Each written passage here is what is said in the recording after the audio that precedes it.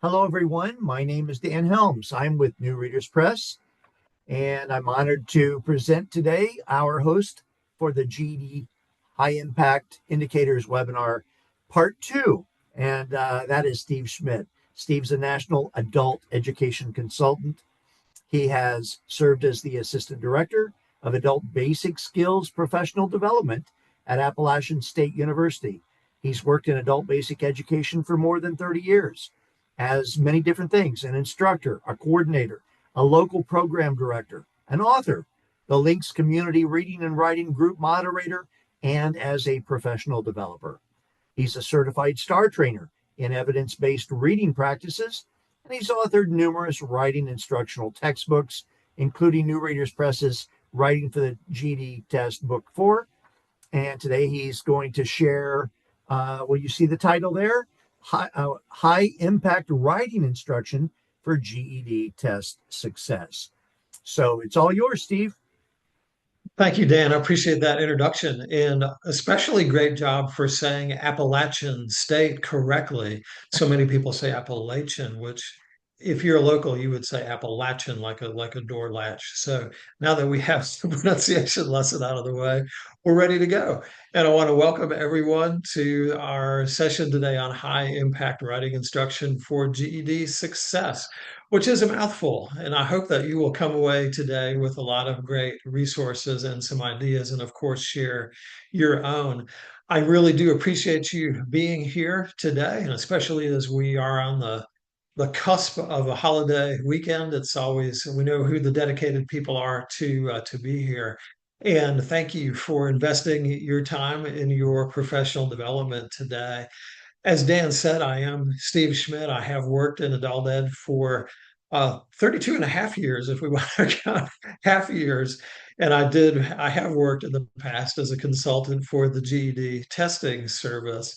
And I look forward to interacting with you today. And it's good to see some familiar faces who are with us last week and maybe some new faces who weren't. I will ask, please, that you introduce yourself in the chat. If you have not done so already, just tell us a little bit about what you do and where you are, or anything else that you'd like to share. Please do so. And thank you in advance for sharing that inside the chat. It's very good to be here with you today.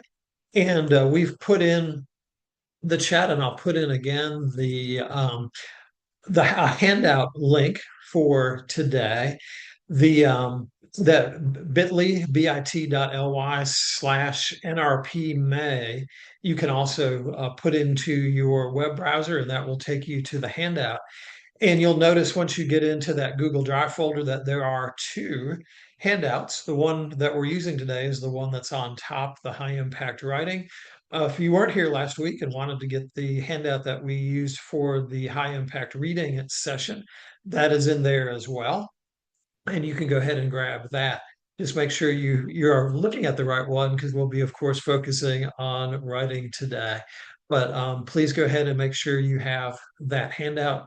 That'll download very nicely as a PDF for you, and you'll follow along, because when you'll see page numbers, of course, across the top, I will be referring to different pages inside the handout. So we're going to do today not a webinar, but a web shop is what we're doing today. And you might think, well, what the heck is a web shop? I've heard of a webinar, I've heard of a workshop. I like the term web shop because it really is more indicative of a session where there's participation and give and take, and you're not only just receiving information, but you're participating and giving information. So that's really where that comes from. And what I would love to see is your participation throughout. We did something similar last week and it went fantastic. We had some really great comments in the chat and really good participation in the activities that we did. So I'm going to thank you in advance for doing that. I know the temptation with a webinar is to, like, play it in the background and do something else. And when we do that, we really don't get a lot out of it. So I want to encourage you, since you're investing this time, to get as much out of it as you can, please. And so the expectations for which there is an incentive and a reward, which I'll get to in a minute, the expectations would be that you would introduce yourself in the chat, as many have already, and others are getting ready to do, and that you have your camera on, if at all possible. I realize that there are sometimes situations where you can't have your camera on, one of which might be that it's broken, and I get that and understand that. But if it's not broken and it can be used, or you're not using a 25-year-old laptop where the camera has been broken for a while, please have your camera on. I think that really does add to the experience where we can see everyone. And it doesn't matter if you have, your best clothes on or whatever. We're all friends here, and it's okay. No, it does. We're not judging anyone. This is not a beauty contest. So thank you for putting your camera on. Would also love to see great comments in the chat, full chat participation, please. We will do a breakout session also to give folks a chance to talk in a small group, and that will happen in the second hour of today's workshop. And speaking of hours, this is a 2 hour workshop. And so it will last from 1 to 3 p.m. if you're in the Eastern time zone, or of course, subtract time for whatever time zone that you're in. But this is a 2 hour session. I like to do a little bit longer sessions to do a deeper dive. And a lot of times I kind of consider 1 hour sessions to be a drive-by, so to speak, where we don't always have good opportunity to really go in depth on things. And so I prefer the longer format. So that would be part of the expectations as well, that you'd attend the full time. And of course, understand if you have other obligations and you need to leave earlier than that, we're still friends. That's fine. No problem. So you've mentioned an incentive, Steve. What are you talking about? Well, all who fully participate during the 2 hour web shop will be entered in a random drawing for a GED test mastery book. And last week, our great friends at New Readers Press that are sponsoring these web shops gave three different people. I asked at the end for everyone's email who fully participated, and out of those who did, you put a number by each one of the names. I asked my son, who's home from college for the summer, to give me three numbers at random, and I picked those numbers, and those three people did receive a GED test mastery book of their choice. There are five in the series, plus a teacher's guide. And so those three lucky individuals did receive a GED test mastery book. And the same thing will happen today. If you're fully participating in this session, you will also be entered in that random drawing for a GED test mastery book, which will be conducted in the same way, except I might ask my daughter for the numbers this time. So good luck, and I hope that you are the winner of one of these wonderful books. So we'll talk more about these books, which is the sponsor of our web shop today. Well, let's get into our objectives next. What are we going to do? Well, our goals are that at the end of today's workshop, that you'll be able to explain what research says about best practices in writing. You'll be able to describe methods for effectively teaching writing to our adult learners, and that you will have access through the handout and through links to different writing activities that you can do based on research-based practices. And I really think that writing doesn't always get the due it deserves in our class. A lot of times students put off writing until the last or the second to last of the GED tests that they do. A lot of our students bring baggage in from previous writing experiences that they've had, and we'll talk more about each of these. But I want to give writing its due, and that's what we're going to do today. And I know we've got some great instructors who do some wonderful things with teaching writing, and I look forward to learning from you today. So just want to welcome everyone that's come in, and I see a number of names: Joy and Jessica, welcome, and Kim and Rob and Karen, Kathy, Cesar, Sue, Sarah, Vonda, Eduardo. Good to see some folks back again this week: Lynn and Karen and Royce and Tyler. Tyler, thank you for not showing your lunch to us. Appreciate that. That was a good comment. Jonah and Ellen and Marianne, good to see you. Glad everyone is here today. And thank you for introducing yourself in the chat today. Well, please, again, if you don't have the handout, and I'm going to put the link again there, you'll want to grab it because we're going to begin referring to it. I want to show you something that I've discovered in the past year that really changed the way that I look at classroom writing. And this was a groundbreaker for me. And this is something I wish I had known years ago. It would have taken, I think, a lot of the pressure off me as I thought about classroom writing. And it is what you see on the screen and hopefully what you're seeing on the first page of your handout. This is the pyramid of writing priorities. And this is something that's been around. I just never had discovered it. Actually, I attended a workshop and Christine Kelly from the great state of Minnesota was the one who introduced me to this.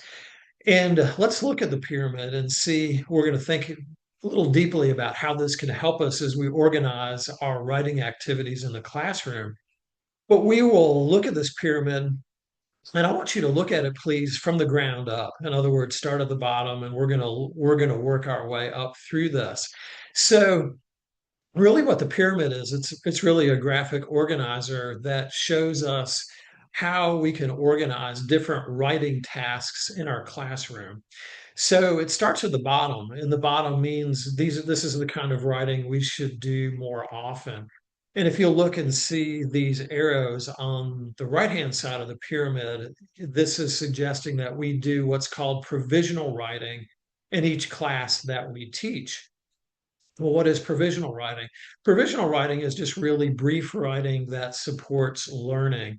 And you'll see some examples on the bottom of page 1 of the handout.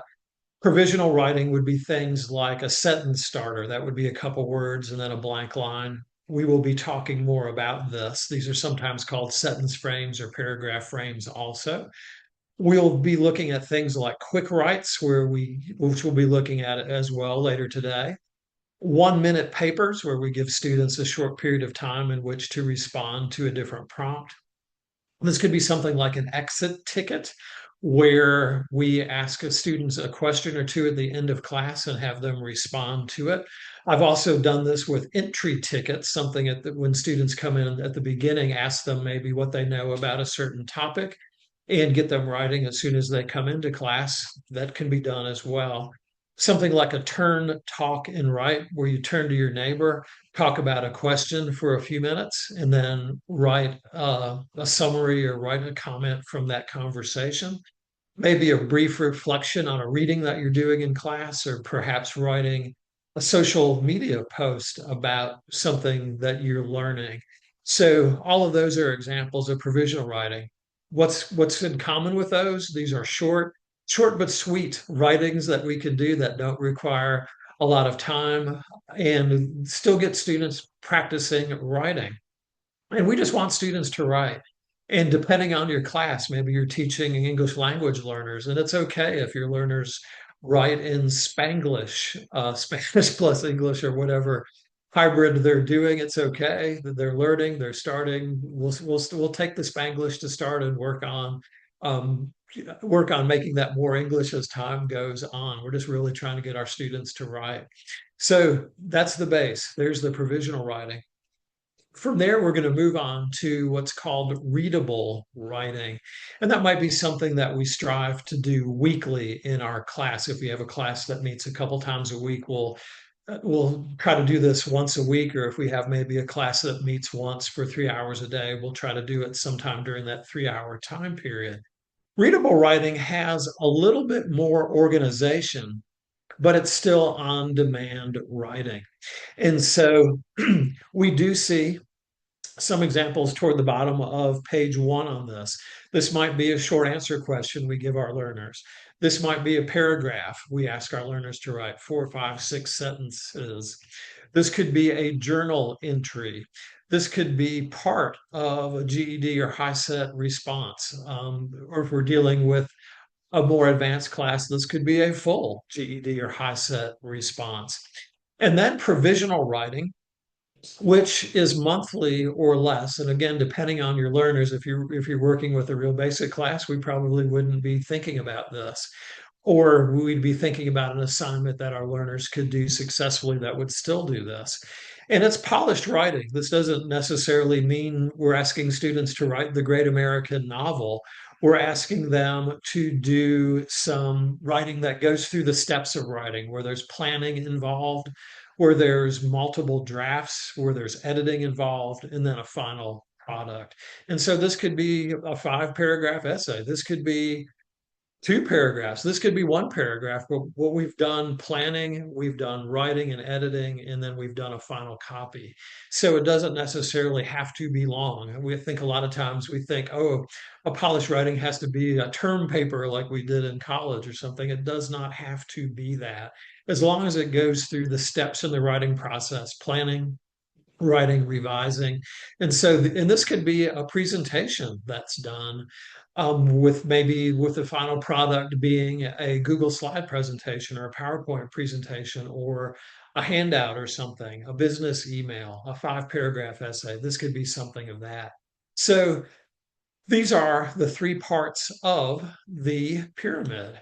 And there's more description there you see on the screen. You also see that on the bottom of page 1 with the pyramid.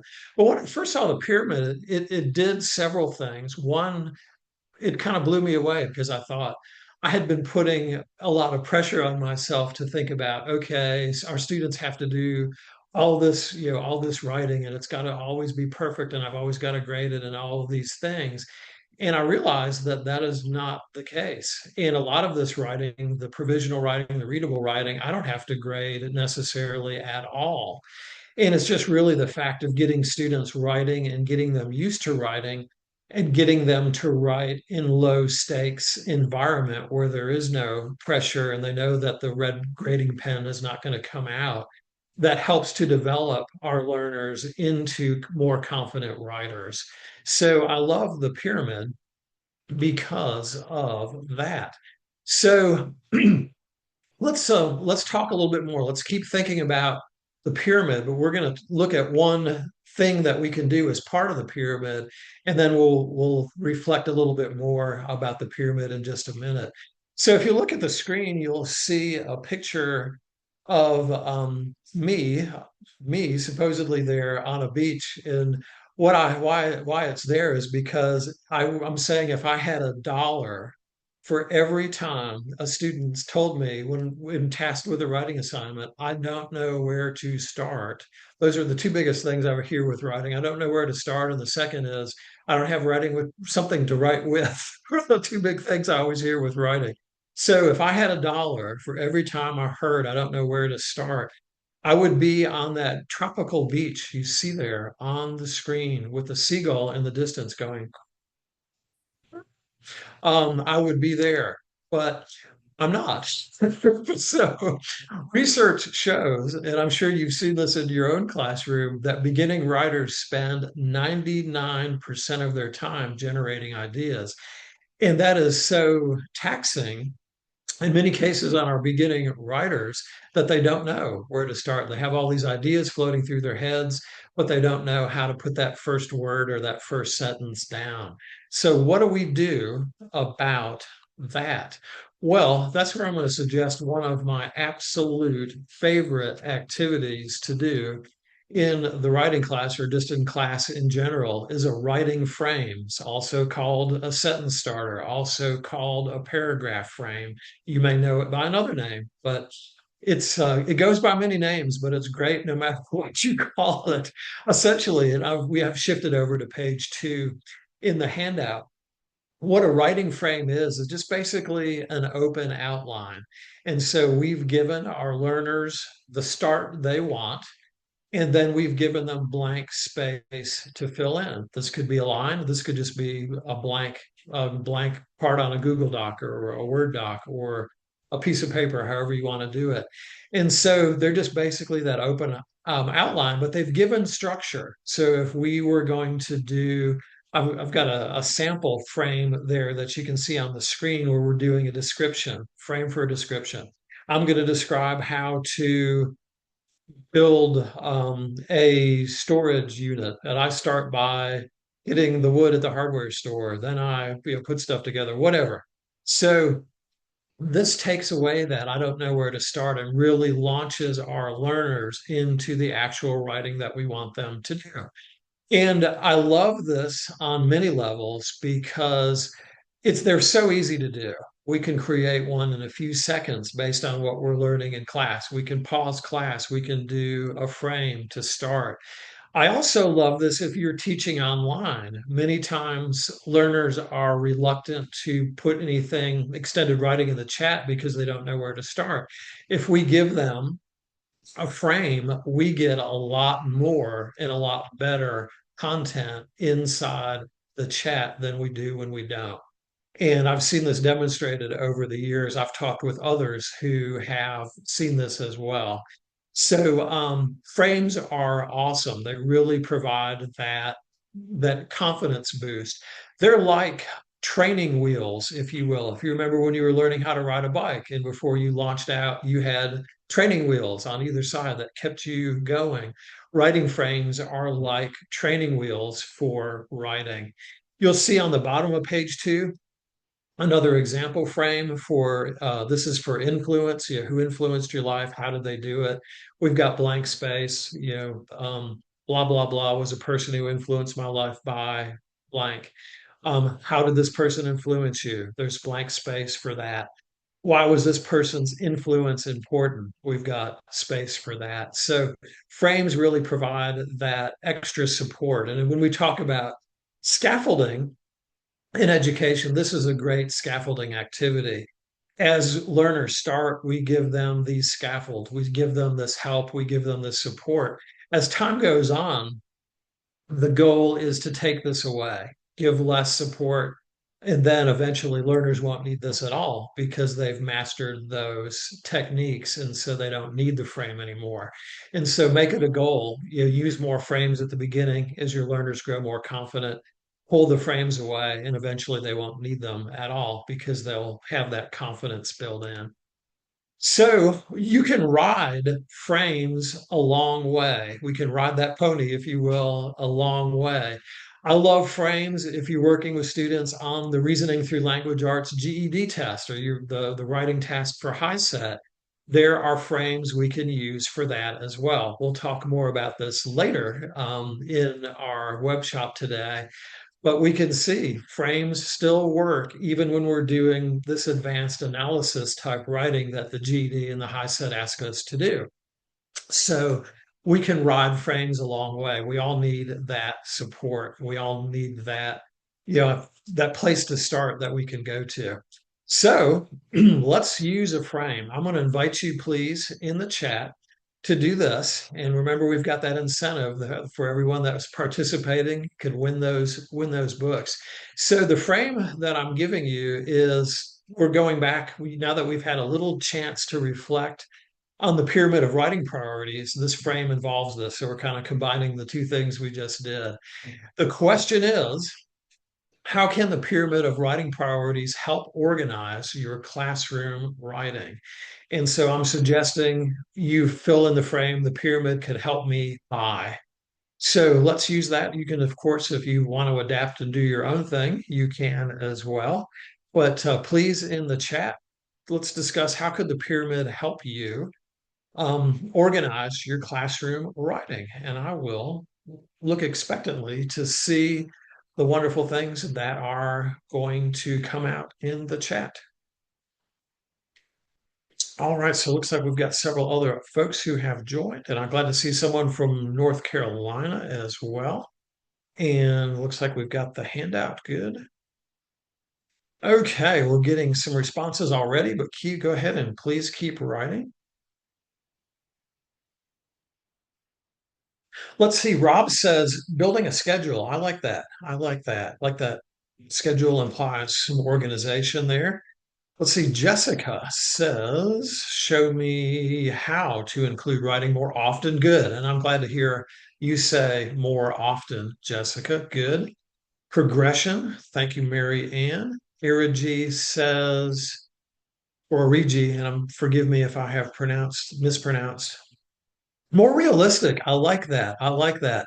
Because sometimes we have huge goals about what we're going to do, and reality doesn't always meet those, but it's good to have something to shoot for. And Brett says more on polished writing. Good, good. I'm glad to see that. Let's see. Karen says write without the pressure of the perfect paper. Good. Let's see. Cesar says a visual, and Kathy says help me to provide some quick prompts for TOEFL prepped. All right. Let's see. Class discussion, activating ideas. Good. Yeah, I like that, Nan. I do think talking in a lot of cases provides that activation that students need to really help them to be able to write. That's great.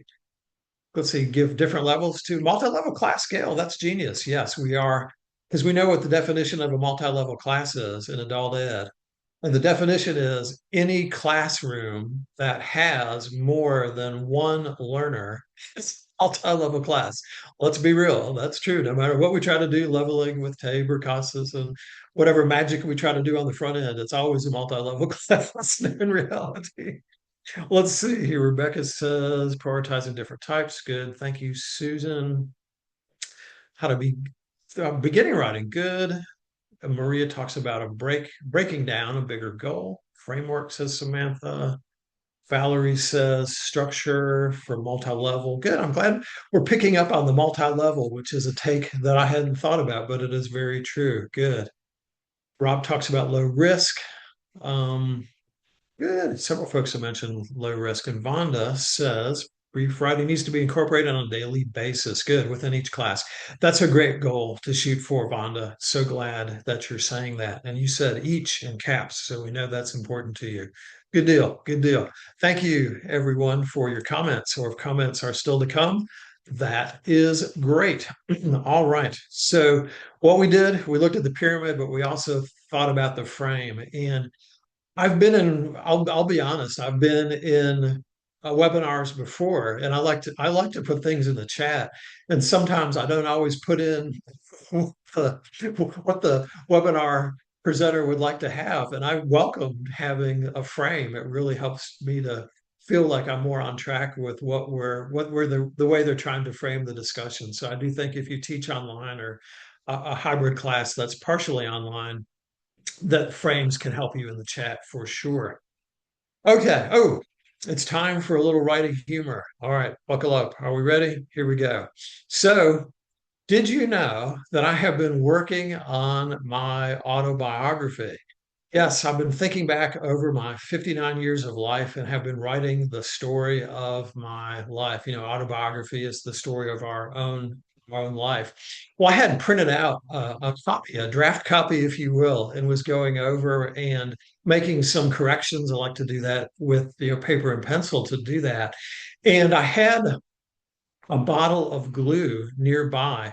And I do get a little clumsy sometime. And so, looking at my autobiography, I knocked over the glue bottle. And glue was everywhere. It didn't have the cap wasn't tightened for whatever reason. It would just, sploiched all over the place. So I'm trying to, take one of my hands and clean the glue off, and it was just creating a sticky mess, and my hands were getting all stuck all over the pages. So to sum up, I just have to say that's my story, and I'm sticking to it. Gail laughed. Thank you, Gail. Okay. Thank you, Gail. Appreciate getting the one pity laugh. That's my story, and I'm sticking to it. So there's our bad writing humor for today. Tough crowd. That come for the joke, Steve. They came for the writing instruction. Okay. Well, thank you for whoever did a pity laugh. We appreciate that. Oh, Susan's laughing, and Jessica. Oh, we get the rolling on the floor laughing emoji. All right. Thank you, Jessica. Appreciate that. Okay, let's talk about a hot topic in writing. And I hope that looking at things from this lens will help all of us when we're thinking about grading. I think that many of us suffer under the illusion, or perhaps the delusion, that every single thing that a student writes needs to be graded. And I want to say, no, that we do not have to do that. And we certainly do not have to grade in the traditional way of taking out a red pen and marking up a paper and crossing stuff out and saying we should write this way and that way and doing those things. We saw this in our school years, and I remember getting papers back in school that looked like someone had been shot and bled out on the paper. I remember that very, very well. So when I'm thinking back and thinking, did that really help me become a better writer when I got the paper back and it looked like someone had died and that the police were going to come by and take it for evidence? And I'm thinking, that really helped me become a better writer. My experience, and you can tell me about your experience in the chat, is a lot of times when I have spent a long time grading a student's work and poured out my blood, sweat, and tears and made comments and did all this stuff. We hand it back to the student. They look at it for 1, 2, 3, 4, 5 seconds if we're lucky, sometimes less than that, and then kind of toss it on the table. And that's what we get in return for our effort. The 30 minutes that we spent grading this, we get a 5 second look in return, which may or may not have had any impact whatsoever on the student's ability to write. And so I'm wondering, is this really effective? Is this really what we should spend our time doing with writing? And I would love your thoughts and your opinions. But to me, for the 5 second look, spending 30 minutes grading something is probably not worth it. I think there's other things that we can do instead, and I'm going to suggest some. There's people that feel very strongly about this, and I'm not going to say that your grading is wrong or evil or anything of that nature. I was going to say, I just wanted you to think about, is it the best use of your limited time with your learners? And so I want to say first that we do not have to grade everything. And just because a student writes it doesn't mean we have to grade everything. And let your students know this. So I just want you to practice writing, and I want you to do so without that the sword of Damocles, if you will, hanging over your head that you're going to get red marks all over this when you do it. The provisional writing that we talked about earlier, that brief writing, the readable writing, we don't have to grade any of those things. We want to get students writing. We certainly, with the student's permission or using maybe some former students' work, can use students' writing as the basis for instruction, which I do think is a very good practice. But that doesn't mean we have to grade every single learner's work every single time they write. We do not have to do that. Please free yourself from that. You do not have to do that. We have other tools out there as well. Say what you will about chat GPT and artificial intelligence and other things that are out there. I look at AI, artificial intelligence, as a tool, and I really do look at it as a tool that our students need to know because the workplace is changing because of it. And I do feel that those who know how to use AI well will continue to stay employed and get better jobs, and those who don't necessarily know how to use AI may find their employment prospects muted. I will always say that. So, came across this the other day on LinkedIn. My former Links colleague, Liz Elena Iglesia, and shout out to New York City, works at the Literacy Assistance Center, had this reflection inside her post that she wrote a couple of weeks ago. And it reads, as you can see on the screen, during a recent classroom observation, a student casually mentioned that they'd used ChatGPT to help with his assignment. The teacher and I, both a little surprised, immediately asked. The assumption was, wait, did you copy and paste something that ChatGPT wrote for you and get your answer from it? But the student's response, Liz says, stopped us in our tracks. And the student said, no, I wrote the paragraph myself. I pasted it into ChatGPT and asked it to be my editor. It helped me find more interesting words, and I learned some new words that way. So use ChatGPT as an editor. ChatGPT is all about the prompt, and we could do another hour workshop about that. But saying something like, you're an adult education teacher, this is a student assignment, and you want to um, grade this for fill in the blank here, whatever you're looking for, or make suggestions on how to make this essay more clear, or make suggestions on how to make this more grammatically correct, whatever. Create a good prompt, put student writing inside it, either the student doing it or you doing it, and ChatGPT can do all that onerous work of grading that we used to spend hours and hours and hours doing.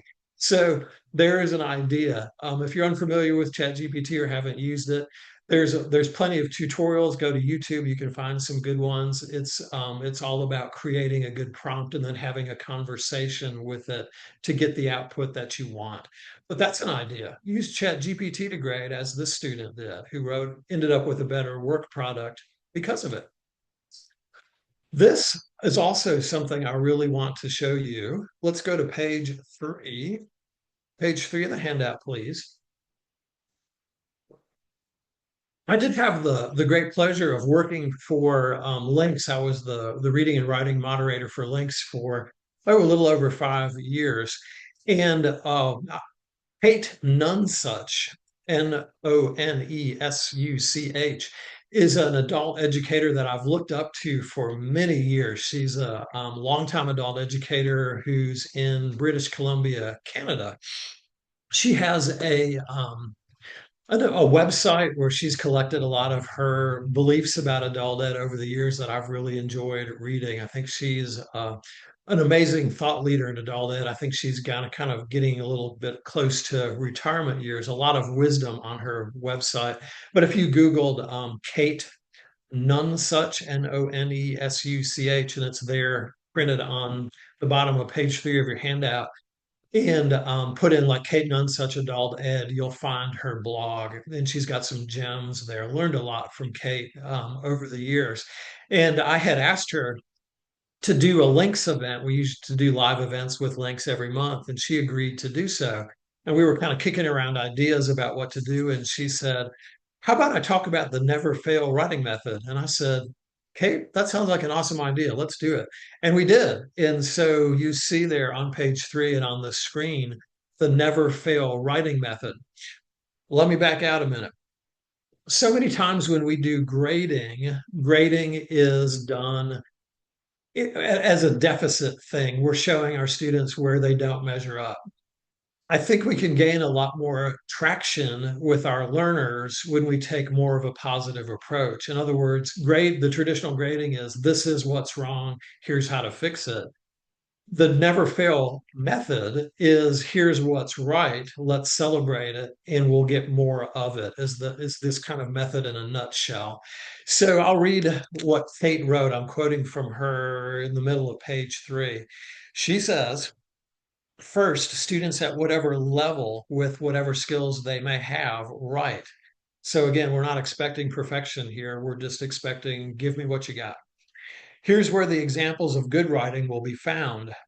Second, the teacher points out what's good about their writing." So we're not getting out the red pen. We're saying this is a great sentence. It starts with a strong subject. It's got an active verb.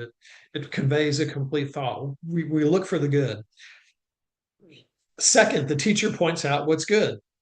Next, the teacher models a clear analysis of writing, talking about what's good about it. The teacher starts the analysis.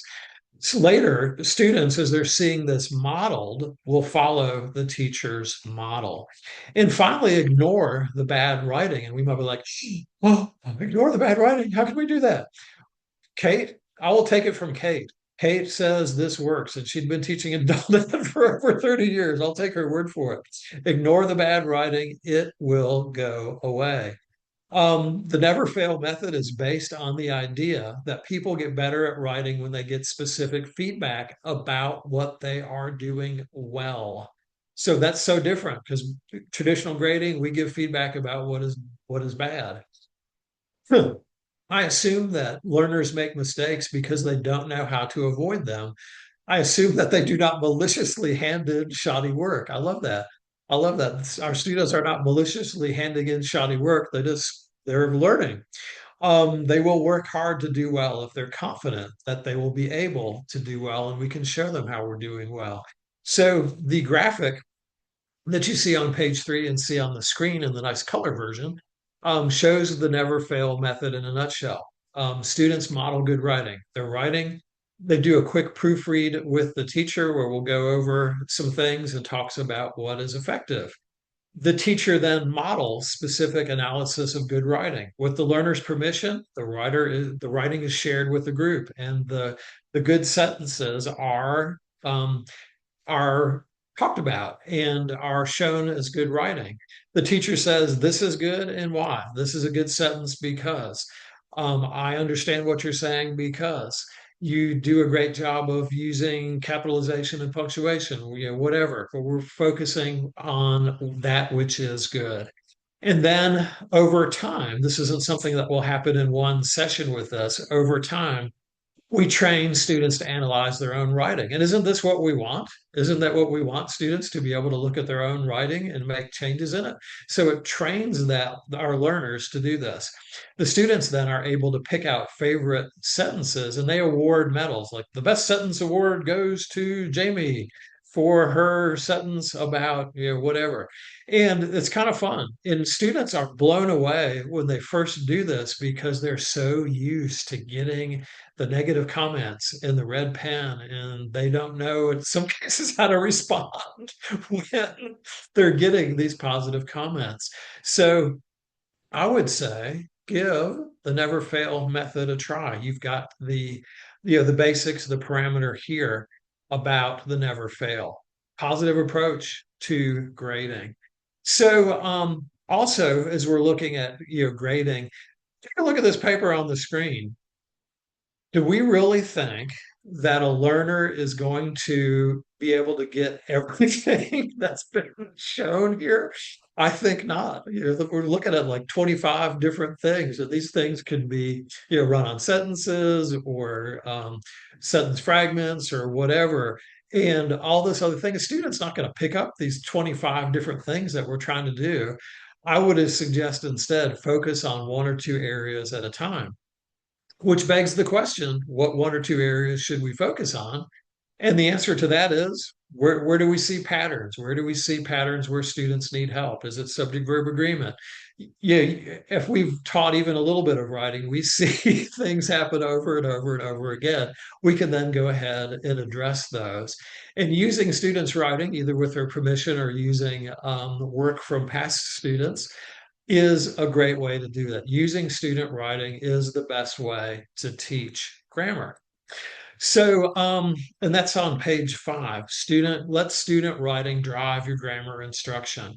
This is based on research. Steve is not making any of this up. This is based on actually the last 50, he said 50 years of research into teaching grammar and writing instruction shows this. But if you'll join me at the top of page 5 in the handout, please. Let's take a look at what research says. Research strongly suggests that the most beneficial way of helping students improve their command of grammar in writing is to use students' writing as the basis for discussing grammatical concepts.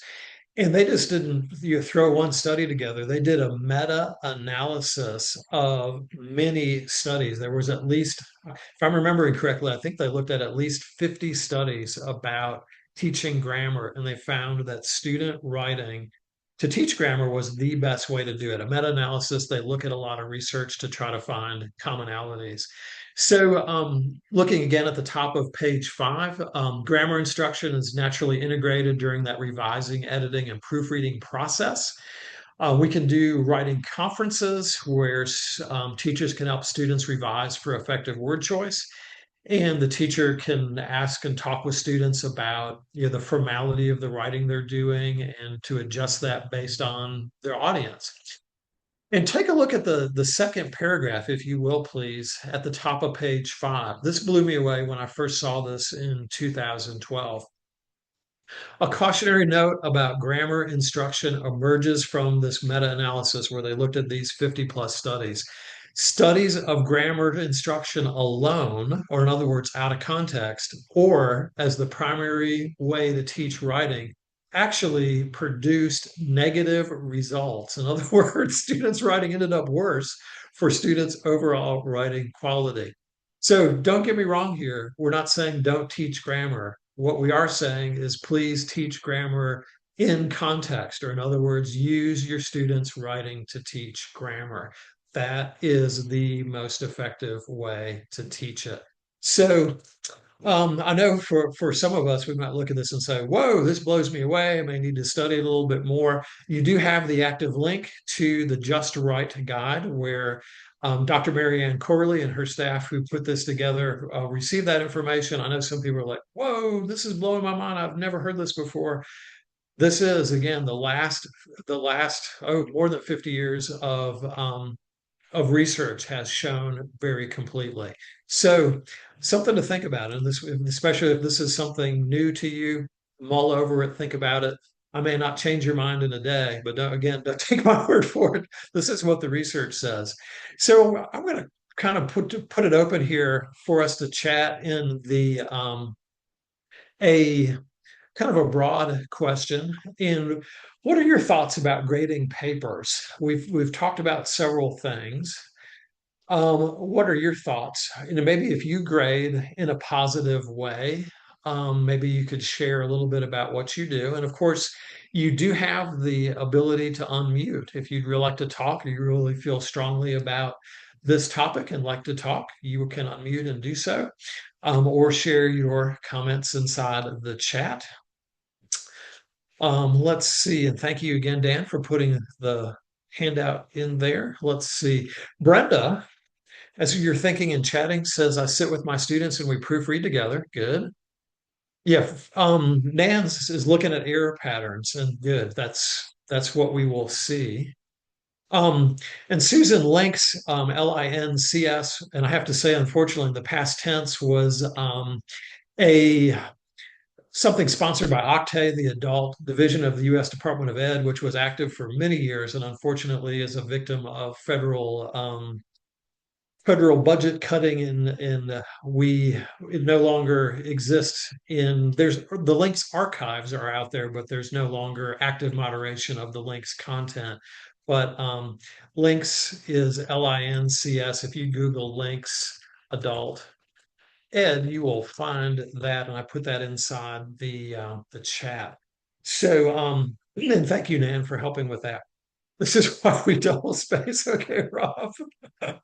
um, yeah, and Arigi says Gen Z interacts better with positive approaches, and I would agree 100%. So if you have a class in that demographic, I agree they don't respond well to negative comments too well. Let's see. Ellen says I star the questions that are correct and leave the incorrect ones blank. Students can ask questions and improve those. Interesting thought.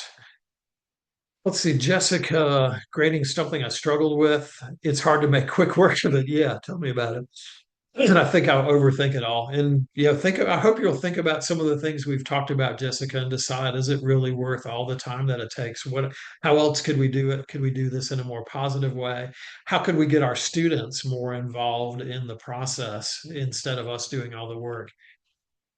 Okay, Marianne says I never do it. Well, good for you, Marianne. Good for you. Gail's liking the positivity. Would it be good to have students evaluate each other's writing aloud and let them point out the strong features? That fits in with what we're doing with the never fail method. I would generally have students do more of this over time once they know what good writing looks like, and just make sure they're aware of examples of good writing before they give critiques, and that's something they can pick up, I think, very quickly. See, unless it was in class, I couldn't even get close to a paragraph to grade. Very true, Rob. Very true. Let's see, but I think students do worry about making mistakes. Very true, Susan. Helpful to remember to remind them that you're not grading good. See, the positive approach, less stressful. Good. What's helpful for my students is having them record their voices. That's an interesting idea, Arigi. And it's so easy to do with a smartphone now that everybody's bringing to class. It's very easy to have students record their voices on something like VoiceThread or whatever is out there. See, Tara says, I type out reading samples and have students critique my samples or find the best ones and model the expectations. Good. Thank you, Tara. Let's see, grading tests lets me know the areas I need to revisit. Computer program grades my test. Okay. So I really hope that this section has given some food for thought and some that you'll do some deep reflection on the role of grading in your class. And especially if you're spending hours and hours and hours doing this, I do think there are better ways and a better return on time invested. I really do think. Oh, let's see. It looks like Joy has changed her belief. I do discuss students' writing, but I don't grade it. I read, make some marks to remember what I want to mention. And then after they read it aloud, we talk about what I put marks near. So that's like the writing conference that Dr. Corley was mentioning in the handout. Let's see. And Maria uses the rubric and evaluate their own work. Good, because that's all positive, that's all good, because we want our learners always to be self-sufficient, and of course we cannot sit next to them when they're taking the GED test and grade their paper. They have to look at themselves and say, oh, I don't have enough here, I need to do more, and blah blah blah. So good stuff, Maria, thank you. Excellent comments, excellent comments. I know on demand it's hard to produce every thought that's coming around in our heads, but I really love what I saw. Thank you. Thank you and thank you. Okay, are we ready to move on from grading? Let's move on from grading. So this has always been kind of a difficult concept. We do have sometimes our learners that are used to writing it very informally in their text message, struggling when we need to convert to write in a more formal style. This has been an issue for many years since the smartphone really came into play. And so I'm going to suggest one thing that we can do to help our students who write in text language write in a more formal style. I do think we want to be careful of what we call things and not say, right versus wrong. I like to use informal versus formal English. Standard is also kind of it can be an iffy thing to say. I like to say formal versus informal. And we could talk about when each of these is appropriate, and certainly it's very appropriate when we're sending a text. But you can tell you're a true English aficionado and a true English teacher if you always use correct grammar and spelling and punctuation when you send a text. And I would say I'm guilty of that. Always make sure that mine is right. What I'm suggesting, and please put your comments in the chat if you have a successful technique that you have used. What I like to do is use a T-chart and just show, okay, this is text language, this is informal, it's okay when we're chatting with our buds, but well, I shouldn't say but, that's okay when we're chatting with our buds, period. There are times when we need to use formal English, like when we are writing the GED essay, when we are writing a cover letter for a job, when we are doing X, Y, and Z. So we want to use formal English in that case. And so let's translate this into more formal English. So we've got is to be, formal English is to be there. And we can do something like that. Show here's the text, here's how we'd write it in a more formal style. And I can see some people are putting in the chat about what they do. Oh, Rob, I like your terminology. Academic is good to describe writing for schoolwork. Thank you. I'm going to steal that. I like academic even more so than formal. So thank you for letting me steal that. Let's see. Brenda says, "Don't see that my students, but they're older than 30." That could be a reason. So good. I'm glad you're saying that. See, yeah, even slang and AAVE have rules. The difference is what those rules are. And I think AAVE is vernacular English. I forget what AA stands for. Maybe Rob could translate that. But there are rules. Yes, there are definitely rules in that. So that's a good point as well. Anyone else, something you do to help with text language? Oh, thank you, Rob. Thank you. Okay. Yeah, good. Thank you, Rob, and thank you, Brenda. I got you. Very true. It does have rules. But always, it's not wrong. It's just different. It's just informal versus formal. So there we go. Thank you, everyone, for your contributions there. Let's do a quick write. Let's talk about quick write. And we're going to swing back to page 4. Karen says in a prior program, we use the term cash English. Oh, I like it. The English that will get you the interview, the English that will land you the cash. All right. Thank you, Karen. I knew your answer would ring a bell. Okay. Very good. So let's talk about a quick write. What is a quick write? Well, quick writes live up to their name. Students are given a prompt or a question, and it's related to text. So I like to think of a quick write as we're reading text, we're answering a question about it or have a prompt about it, and that's what makes a quick write. So how do we do a quick write? Again, something very, very, very easy to do and to create. Find a reading passage. Create a prompt related to the text. Prompts could be asking students to write a summary. It could be a connection. It could be asking about a key point. It could be something with the vocabulary. It could be an inference that we're creating. And quick writes live up to their names because we're not giving students a long time to respond. A classic quick write is going to be between 2 and 10 minutes. And when we do these, time is it's more time than we think. Even with a 2 minute quick write, it's more time than we realize what it is. So tell students to write and then keep writing until they're told to stop. And we should model this as well as an instructors there. So why I love quick writes, low stakes writing tasks, but also it gets students used to writing about reading. And that is a key skill in which to develop because eventually, if they're moving on to write about the GED or the high set exam, that is what they are doing. They are writing about reading. So, as much as we can practice this, the better it is going to be for our students. So, we want to try to put in these there. Several folks have mentioned photo prompts. Joy and Liz and Nan has as well. Yes, certainly those work well. Also, good way to start. We can move then to text after we've done the photo. So thank you for that comment. Let's take a look at a quick write, and then I'm going to ask you to do one. But let's look at what we do first. I always ask students or suggest to students that they look at the prompt first before they look at the reading they're going to write about. So let's look at the prompt, which is this: why does the author want tech sales to hire more salespeople? So that's our prompt. We're going to be thinking about that as we read through the text.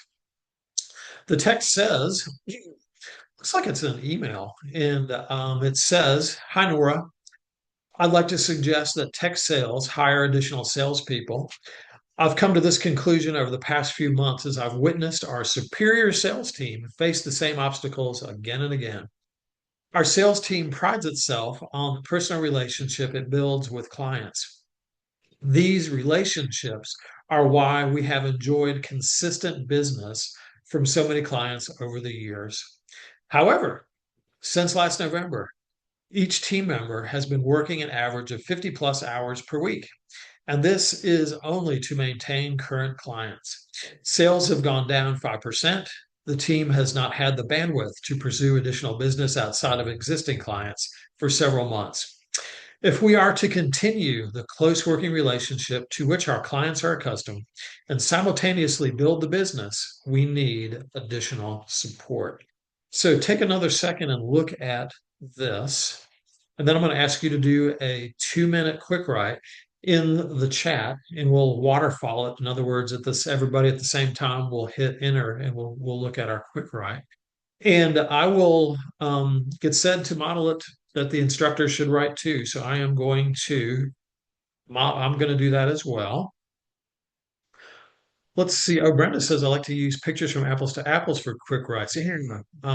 Brilliant idea. I love it. I love it. Okay, so we're mulling over the paragraph. We're thinking about why does the author want tech sales to hire more salespeople? How are we doing? Are we ready to start writing? If you are, why don't you give me a thumbs up? If you're not, give me a blank look.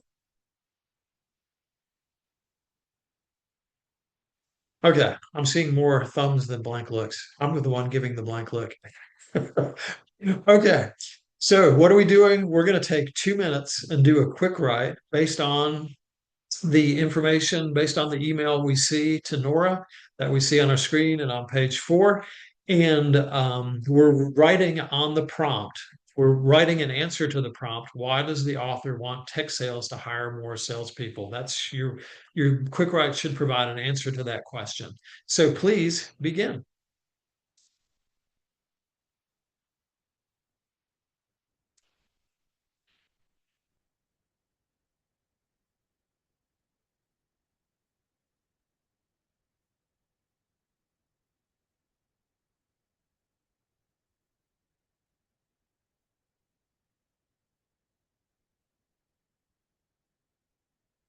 So we're writing again for the full 2 minutes, and we're not going to submit our writing until the 2 minutes have finished.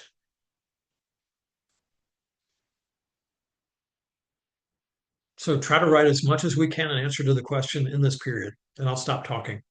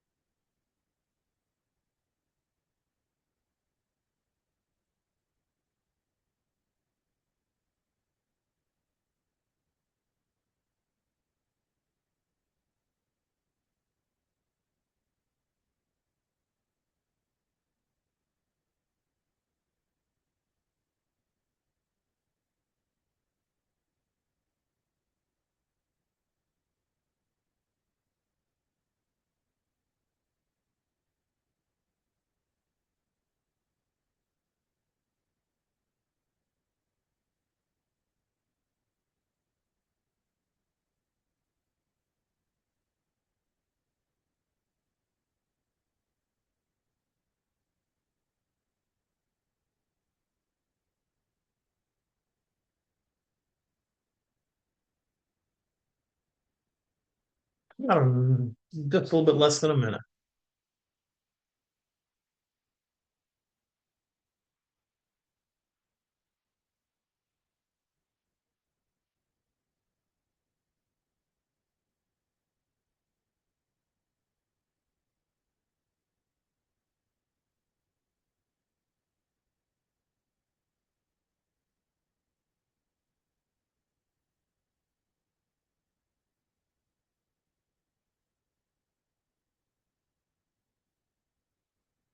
Okay, we have about 15 seconds, so please try to wrap up whatever sentence you're on. I'm not going to grade any of these.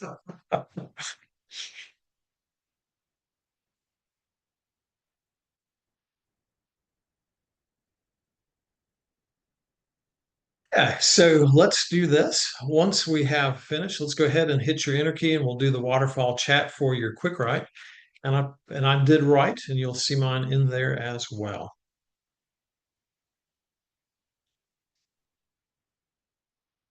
Jessica, you were rolling. Lots of good stuff in there. Okay.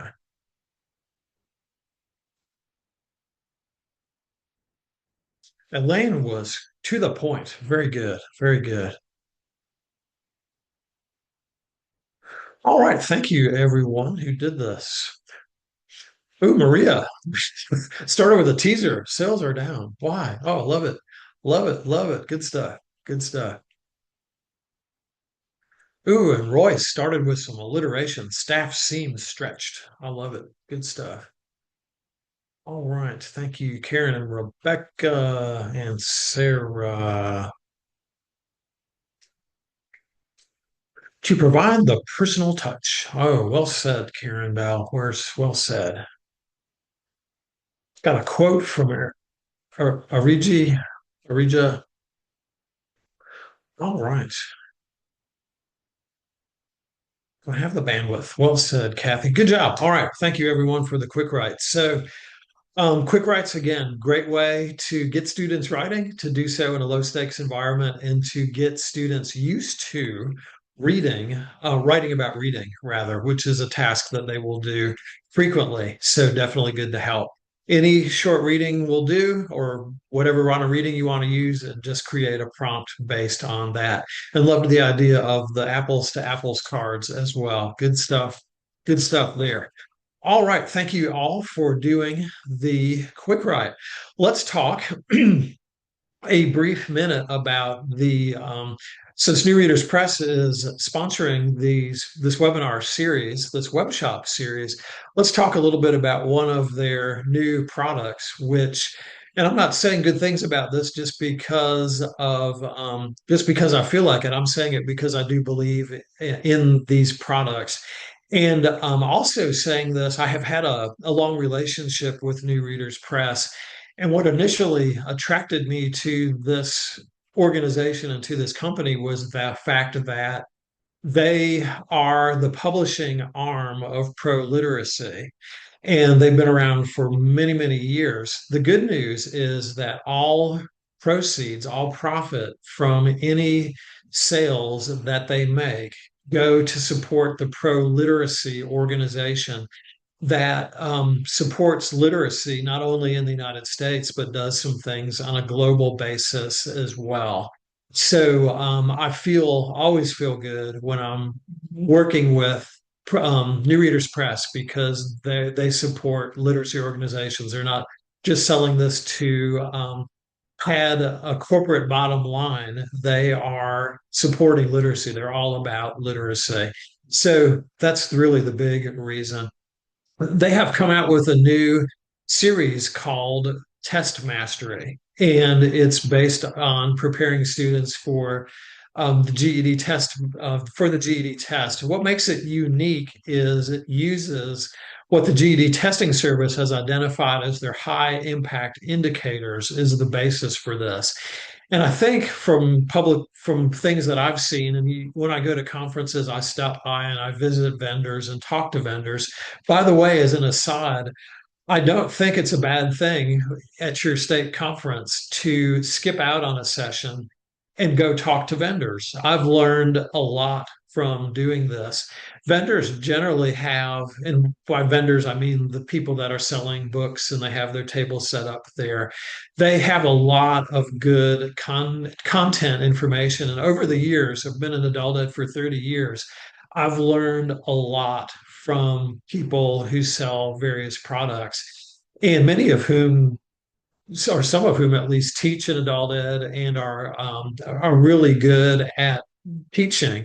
I've learned a lot over the years, so would suggest that even at our national conference at COAB, I think it's good to skip out in a session and talk with vendors. I have learned a lot from doing this. So there is this particular book that is on the screen is part of that 5-book series. This is the writing book, and it does organize content into analyzing and writing arguments, editing, using language, writing effective sentences, and practicing the extended response. And I would have to say, beyond the writing for the GED test book 3, that this is the best material I have seen on the extended response. And the beauty of this book is it has it all in one package. So you've got the work on the grammar and the writing, as well as the extended response, is all there in one package. And so in one book, that's not, I don't know if we can, oh, this blends into the background. So I guess the blue background of a mostly blue book that I'm holding up is probably not going to work so well. So anyway, very unique package. And this series is hot off the press. It's not been out for very, very long. I think it came out last month. So there are multiple books within the series. We looked last week a little bit at the reading and the science and the social studies books. This week we're focusing on the writing. We do have one more left in our webinar series next week, same time, next Thursday at 1 p.m. Eastern. We'll be talking about best practices for teaching mathematics, which I'm excited to do. So there are 5 books in the series, as well as an excellent teacher's guide as well that provides a lot of great resources and teaching suggestions. So a couple things that I do like from this book are I have seen research and have lived this out for all the years that I was in the classroom. Our students don't attend ever as many hours as we'd like to see them. I think I remember seeing research like the average student attends less than 100 hours per year. And so we have got to make the most of every minute our students are in class. So these books do a good job of targeted instruction. In other words, we can do a pre-test at the beginning and we can see where students are strong and where students need help. And so we can direct we can direct our lessons to where they need to go. And so that helps having a pre-test leads to some targeted instruction. We certainly can also use other things that we have, these newer versions of Tabe and Casas. They've got great, also can show you skills that students are lacking that we can use these books then to tie into instruction. So we've got a lot of great tools to help target instructions for our learners since they're not ever in class as many hours as we'd like to see. One thing I always look for when I'm looking at material is trying to see what's the reading level.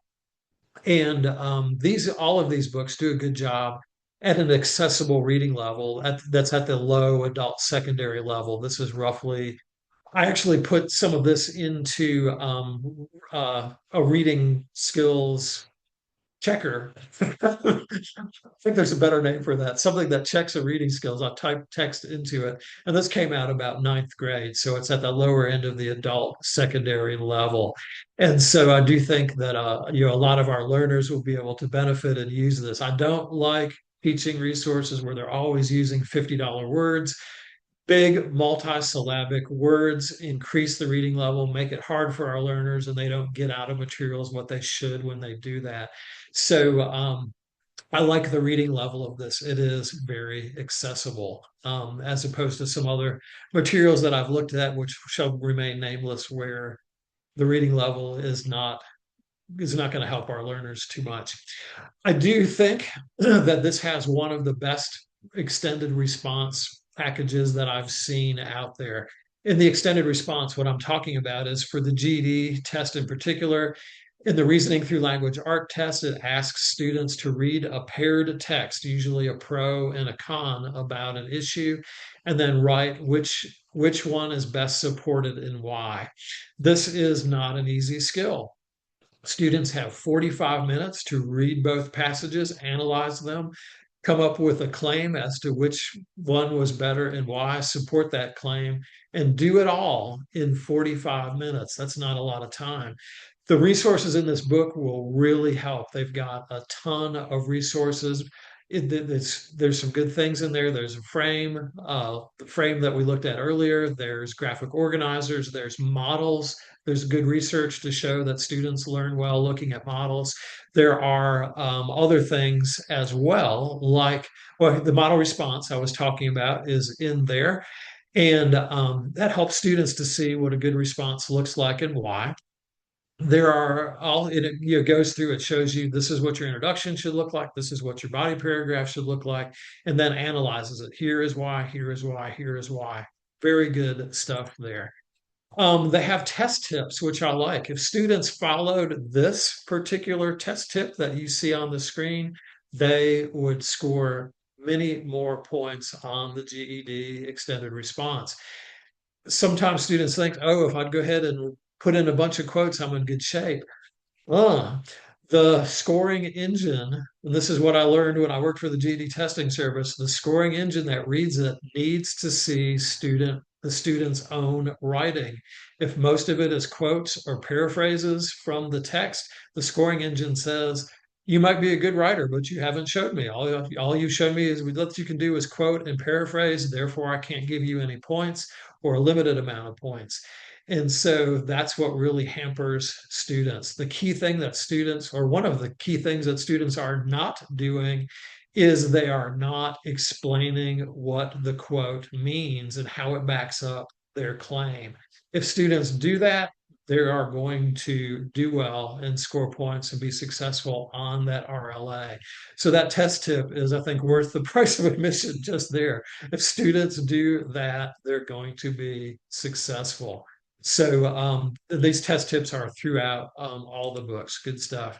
I have never seen, with the exception of writing for the GED test book 4, I have never seen as many practice prompts as are in this book. And there are actually 4 good practice prompts. There's an art to writing practice prompts, and I think they have mastered these in this book. One on light bulbs, one on voting age, one on energy sources, and mandatory helmets. And I think they've done a good job of coming up with some hot issues like, especially light bulbs. Maybe we won't stay up late at night wondering about those, but I think the other ones especially are very relevant ones that sometimes will get our students stirred up.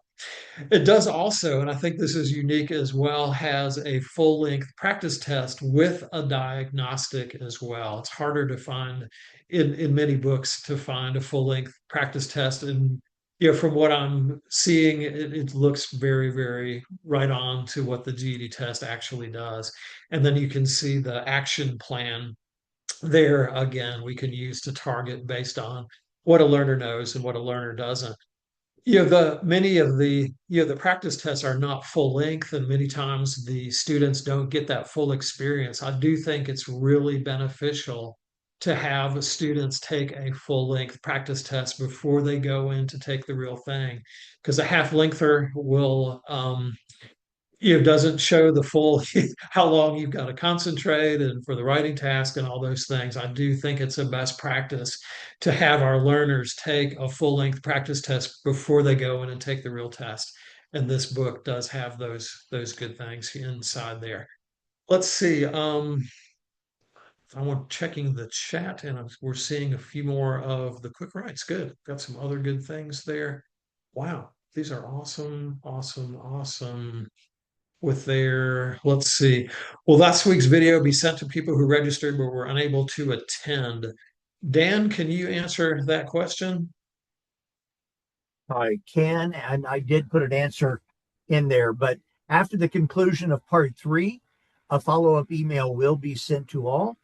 It will contain the links to all your shared resources, the recordings, all 3 recordings, and a certificate of completion. Thanks, Dan.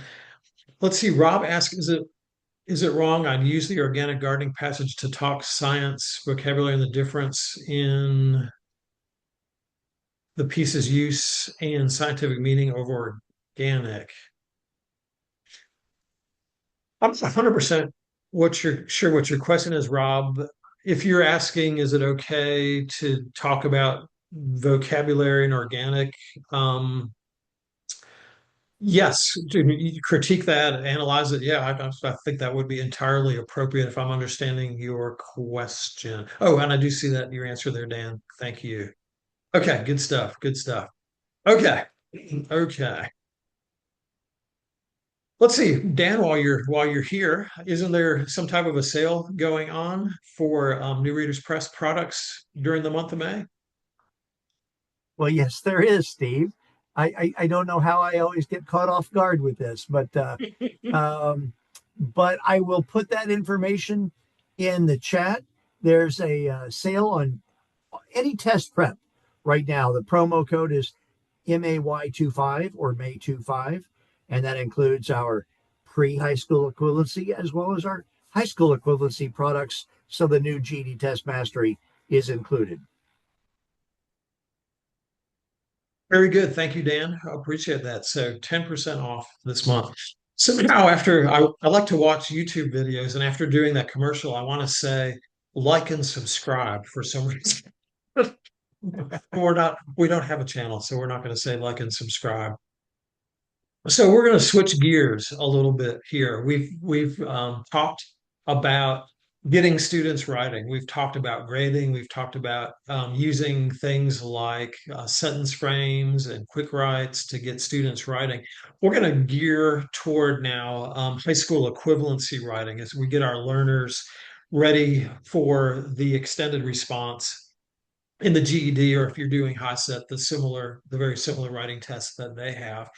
Things that I have heard over the years, and while I was working, while I was doing consulting work with the GED testing service, What I heard a lot was, well, my students read these paired texts, the pro about an argument and the con, but they couldn't tell me what the argument was. And I heard that over and over. So I think that that's a theme. And so that got me thinking about what we could do to build a bridge to argument writing. I do think, and I would say first off, because students know how to argue. I don't think so many of us are born and knowing how to argue. We come out of the womb basically arguing. It's just we just have to show that we know how to do this and relate it to the argument writing task that students have to do and fill in the blank, and students can do this. One creative way, and this is not my idea, this idea I stole from Tim Berringen, who works at the Brooklyn Public Library, is to use reviews. And we'll talk about this in a minute. The 30,000 foot view of this is another way to scaffold argument writing, give students a little bit more support before they do it. And I always believe as we teach, we should try to teach from the known to the unknown. We'll be talking next week in math about moving from the concrete to the abstract. We always want to try to hang our hat on what students know and then move to the unknown. So that's why it's good starting with new technique using pictures. It's a little bit easier for a student to do, provides that scaffolding, same kind of thing. Same kind of thing. So writing reviews is a good way, or examining reviews is a good way to get students used to what argument writing involves. You can read on page 6. This is a quote from Tim Berringen from the Brooklyn Public Library, whose genius idea that we're using here. And he very eloquently describes how he does this inside his class. And I'm not going to read what he says. I'm just going to summarize what we see here on the screen. What he does in his classroom, and what I think is a good technique, and what I've been teaching instructors to do over the last couple of years, is analyze both positive and negative reviews. We would use those good skills that we always do when we look at reading, look at what's the author's purpose, and think about effectiveness. Is the author's argument effective? And then we really want to drill down. Why is it effective? Why would this not be effective? And then this can lead to a broader discussion of, in an argument, what is an effective argument and what's not effective? So I'm thinking about growing up when I would get into arguments with my mom, and she'd say something like, I would lose the argument because she'd say, "I'm your mom and I said so." And that's great for mom, but not necessarily for an argument writing task. So, mom, I love you. My mom's still going strong at age 94. Yay, mom. And mom, I love you, and I'm sorry for all the times that I messed up and didn't listen to you. So, looking at the author's purpose, is it effective? What patterns did we notice? And then invite students to write their own reviews is the way that we'd follow this. So let's take a minute and do this. Google reviews is one thing that we can do this. And if we type in, if we keyboard in on a web browser, a business, you'll see in the right corner the Google review. It usually shows star ratings and people's there. You'll see that usually in the upper right far corner, a Google review of a particular business. The business that you see rated here is a local business in the area in which I live in Lenore, North Carolina. And so this is for a local, it's a used car dealer. I don't believe they sell any new cars. And we're going to be thinking about, and I'm going to ask you to chat the answer to any one of these three questions. What's the author's purpose? Who's their audience? And is their argument effective? Why or why not? And probably the question one, the author's purpose, and is their argument effective, would be the ones we try to focus on. I think we could basically say the audience here is people who are potentially shopping for a used car. So let's read the review, and then I would invite you please to respond. What's the author's purpose? And is their argument effective? Why or why not? The author did give this a 5-star review. And with a Google review, that's the highest rating. A 1-star review would be the lowest. So this person says, and we have taken their name away to protect the innocent or the guilty, as the case may be. They say, I give Cars Plus the highest possible rating and would buy from them again. And again, Cars Plus is a used car dealer. We recently bought a used car here and helped family members buy another. Mitch was a pleasure to deal with on both sales. Whole process went very smoothly. Mitch was generally concerned about giving us a fair price, and he did. The only charge beyond the sales price was sales tax and tag, the license tag. Everyone we dealt with was pleasant and was happy to have our business. Thank you, Cars Plus, for a great car buying experience. This is the way buying cars should be.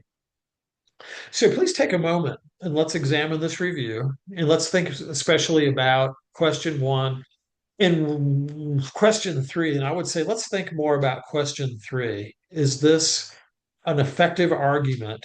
Why or why not? And we want to use that term effectiveness.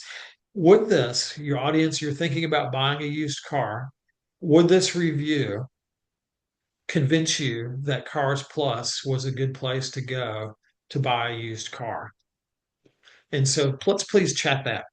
And thank you for all the chatting. I know I've asked a lot with the chatting. Our fingers may be tired, but we can do this. We can do this.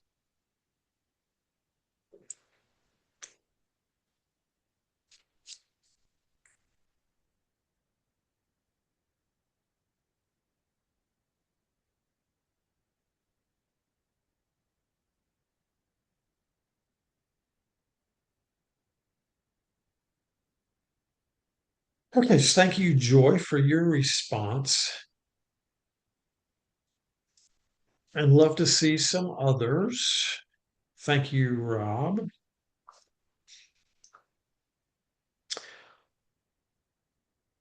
Car specs. Okay. Thank you, Mary. So audiences, other potential buyers. Brenda gets the Type A award for answering all three questions. Thank you.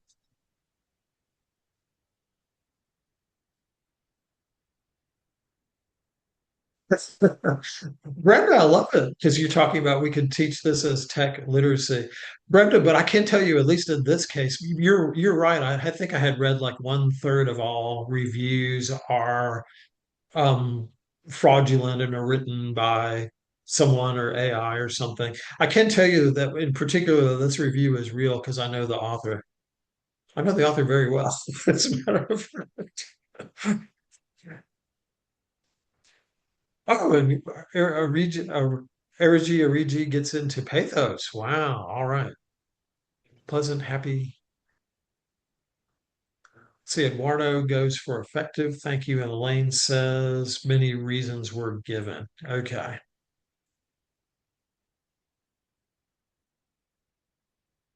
Okay, good. Thank you, Nan. Yeah, good stuff. Thank you for that. So we could look, we can analyze, we could see is this effective or not, and we could keep a running list of what makes an effective argument. And we've already seen several people have talked about where they've mentioned things like multiple pieces of evidence. They had multiple experiences with the company. By employees, says Brenda. That's good. Okay. Many positive reasons were given. It's specific. We could talk about too. It did mention the name of an employee there. Um, it's generally concerned. So, Mary is doing a good job of detail analysis there. Okay. What did he do? What did he not do? Okay. Good stuff. Good stuff. Thank you. So we could do the same process with another review. This is, it's good to do positive and negative reviews to get a feel for both, since that's what the students see with the paired text. So I'd invite us, please, let's do this again with another review. And this is for a different car dealership. This is the where we saw Cars Plus before. This is the Randy Marion, which is a large car dealer across the southeast. So we're going to think again, author's purpose, audience, but really author's purpose and is their argument effective in trying to find ways it was or wasn't. So let's read the review. We don't see the star rating, so but I guess we could kind of figure it out from reading it. It does say on the plus side, Randy Marion, this used car dealer, had a wide selection of cars, offers them at a good price, and both salespeople we dealt with were nice. On the downside, both cars we wanted to test drive had issues. One needed a jump start, and the other's tire pressure warning light was on. The upholstery on most of the used cars we looked at was dirty. The big issue is what's behind the scenes. Once you start to talk price, you'll find out about several large non-negotiable fees. On the Toyota Corolla we looked at, there was close to a $900 fee for some protective coating and close to a $900 document fee. There was also an additional $300 tax on the document fee. These fees moved the needle from a good deal for the buyer to a good deal for Randy Marion. The salesman from the dealer where we ended up buying our car said, quote, "It's practices like these that give car dealers a bad name," unquote. So let's do that again, please. Let's chat. And really, if we could focus on question three, is this an effective argument? Why or why not? Please and thank you. Give us a minute to do this. Oh, it's been discovered. Yes, the Cars Plus Lenore review was mine because we did buy a Toyota Corolla there August of 23, I think it was. Yes. I work at Adult Ed, so I do not drive a fancy car. We drive a used Toyota Corolla. Let's see. Rob says it does convince me not to buy from the Randy Marion dealer. So Kathy's talking about purpose, as is Nan, and concrete examples is mentioned again. Details from Joy, build credibility because this is an authentic group because they have a plus and a downside. Okay. Okay.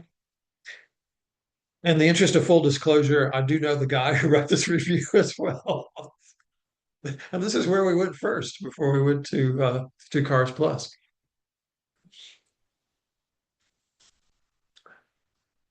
Oh, the writer was articulate. Thank you, Rebecca. I'll take that as a compliment.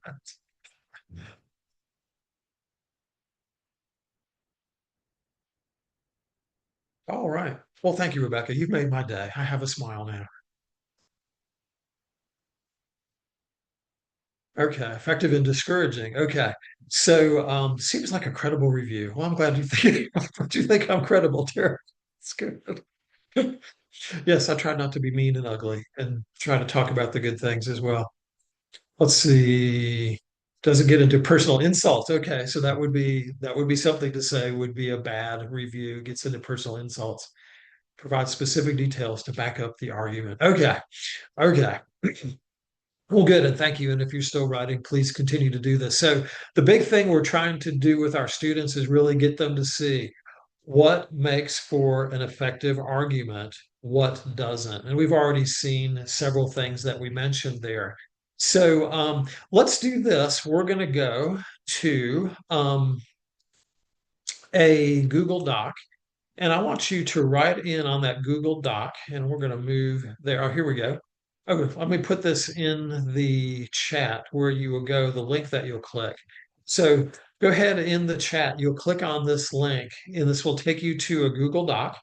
And what I want to ask you to do, please, is inside that Google Doc, write what you think based on some things that we've talked about and what you know from your background knowledge, what makes an effective argument, what makes an ineffective argument. And everyone has editing capabilities in the doc. So we should be able to all write at the same time. And by the way, as we're talking about teaching techniques, I do think this is a way to get students involved where we can do this in real time.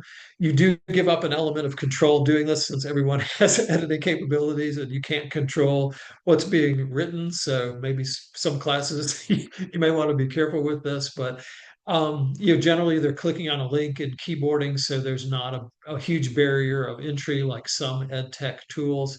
And so I do think this is a great way to go when you're trying to, if you're teaching online or teaching a hybrid class or even teaching face to face where you can in real time get everyone's opinion. So thank you to the 17, 18 people that are inside the document, and we're getting some good stuff from everyone. And of course, it does it anonymously too. So that helps because all we see is the anonymous turtle that's writing. The turtle's writing at a much quicker pace than what we would think a turtle would be able to do. Let's see here. So we're getting some good stuff. Specific information makes for effective. Specificity seems to be a theme. Using data, using studies, using experts, good. And experts is also mentioned for effectiveness. Surveys are something good. Evidence has been mentioned by several users there. Facts. Um, so let's see, fact-based evidence versus an emotional appeal. We're seeing that. Sometimes presenting that balance can be so good. We're getting a lot of things on the effective side. In the ineffective, we're seeing themes of emotional, personal opinion with no data. Poorly written, yes, I think people do judge us by the way that we speak and write. Let's see, personal attacks, yes. Oh, we see that so much in the media.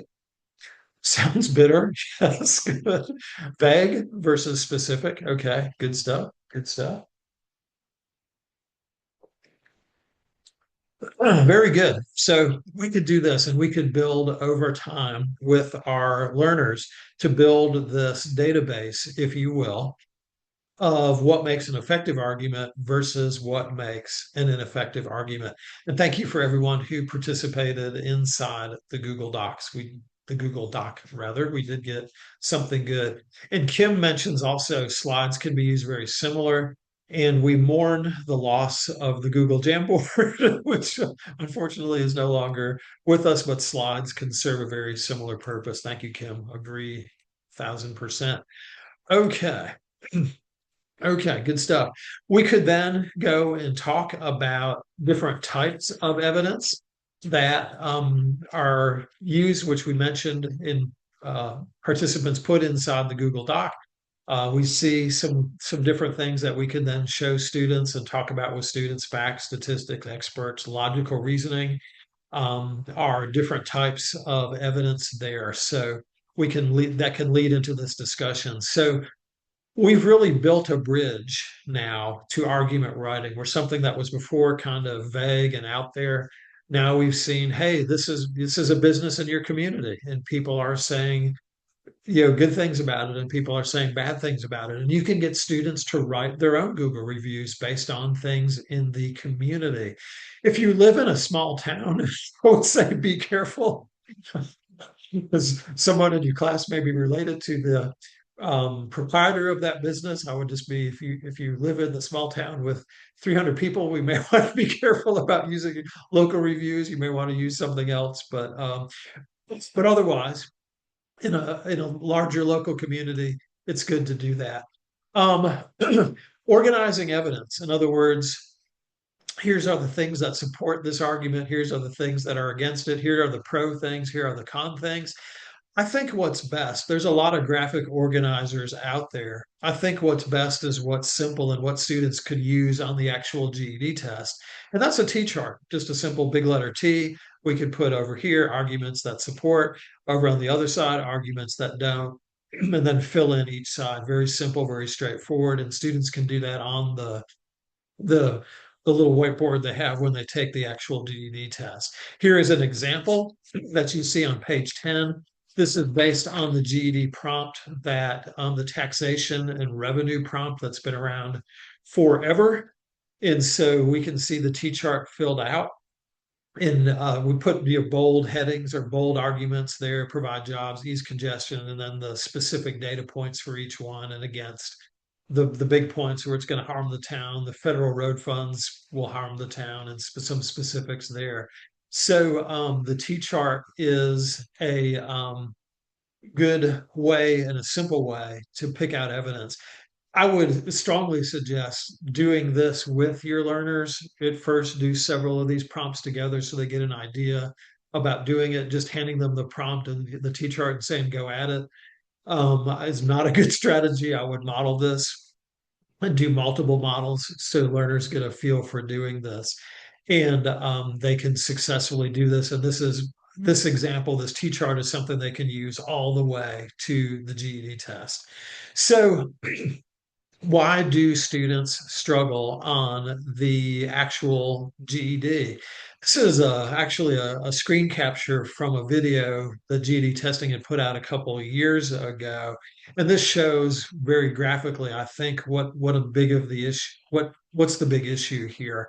What you see in this daylight savings time prompt is the text in red was students either copying or paraphrasing from the one of the paired text.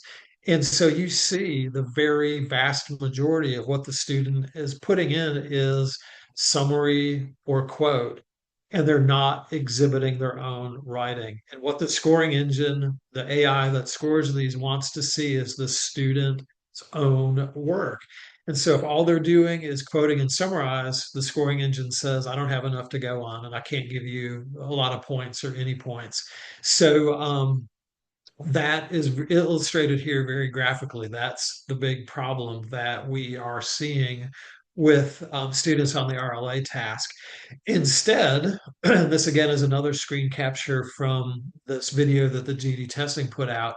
This is what we want to see.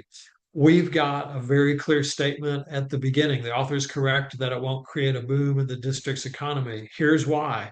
Here's the evidence. And they explain the evidence. We see a quote, but it's 6 words. What we see more of is the quote explained. And that's what students are not doing. All that stuff in blue is explaining the evidence. We've got a smaller bit of evidence, but what we have more of is the explanation. And that's what the scoring engine's looking for. This is going to score points. This is going to do well. This is what they're looking for. Summarizing the text is not what they're looking for. So this is some good information to see. And you see on the bottom of page 10 some other tips there. I want to take a look at this. This is something that I picked up from GD testing a couple of years ago, and looking at it, you think like, what in the heck is it? But bear with me here. You see the scoring on the column at the far left. It goes from 0 to 6. Or in other words, student responses here got 0 points. It goes up to 6. What I hope you notice, and if we had time, I would just say, tell me what you notice, and we do it. But in the interest of time, I hope you see here that the time they've listed this in seconds. This is the number of seconds that students spent on the task. And it's 0 points. They're spending 2,044 seconds. Could someone do the math? 60 seconds in a minute. Divide 2044 by 60, and how much are we getting there versus the students that are scoring 6 are spending much more time on the task. They're spending more minutes on this task than the ones that are scoring 0. Also, please notice the word count. Students that are not scoring points or not scoring many points are not writing enough to get the score that they want. They're writing 190 words. What we're seeing with a 6 is 600 words.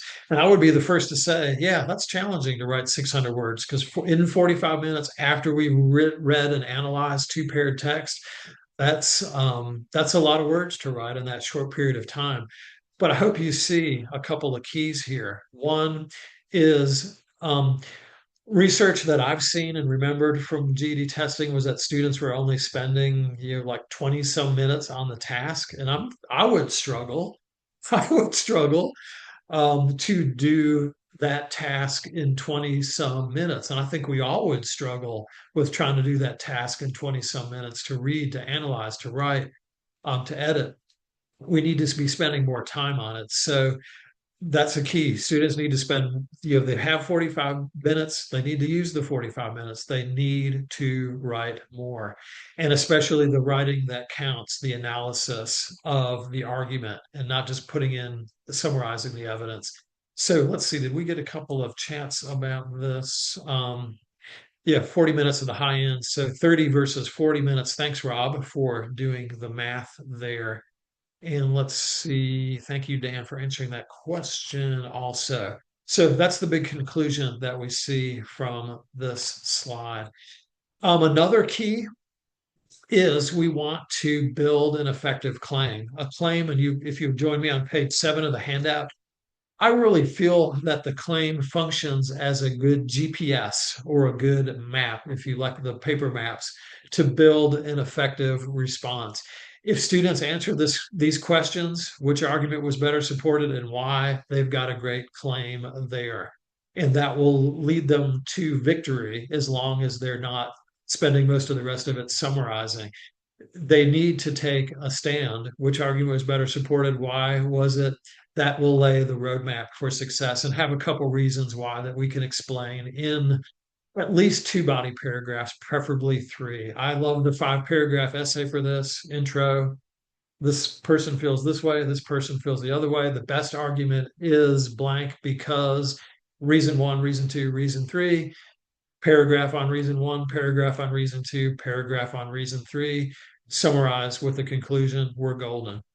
The good old 5-paragraph essay that's been around forever. And an example of a claim is this. It says, after looking at both sides of the argument, Juliet Romeo, see the little play on words there, has the stronger argument because Miss Williams is a biased source, uses misleading numbers, and her company works to trap people in debt. Chat briefly here. Why is this claim effective? What makes this a good claim? The one that we see here about Juliet Romeo.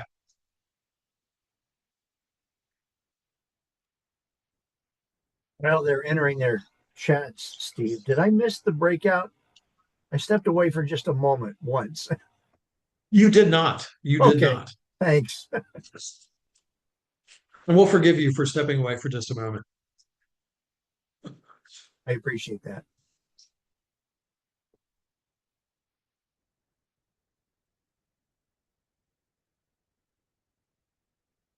So, what makes this an effective claim? What is it doing?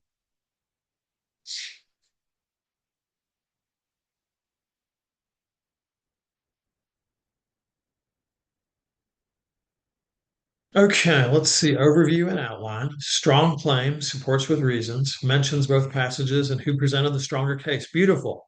Nan says specific, outlines reasons which can be explained. Yes, so I always use these 2 circles here as the rubric for this.